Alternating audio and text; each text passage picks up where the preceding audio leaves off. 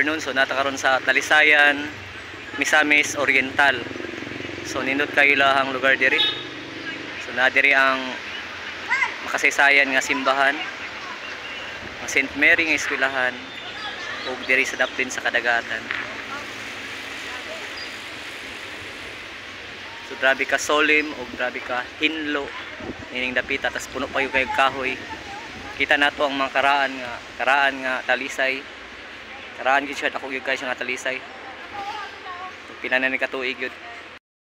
Diri sa kuan nang El Salvador College, City of Salvador. Nataron sa daplin sa dagat, mga igsoon. Nice kayo ng view.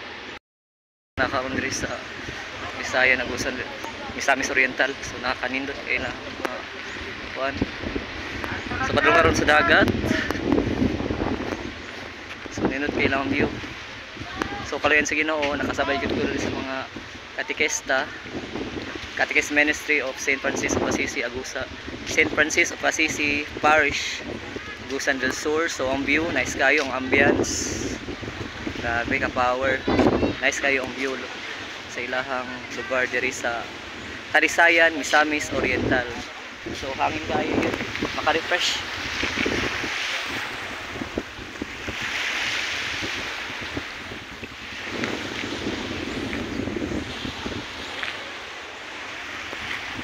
So thank you Lord sa opportunity diri nga makabot aning lugar sa Parish of St. Francis. Salamat sa opportunity o sa Catechist Ministry nga naghatag opportunity sa mo, labi na sa Immaculate Conception Chapel, sa mga officialis nga naghatag suporta sa mo ang pagbiyahe diri.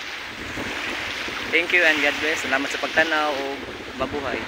May God bless us all. Thank you for watching.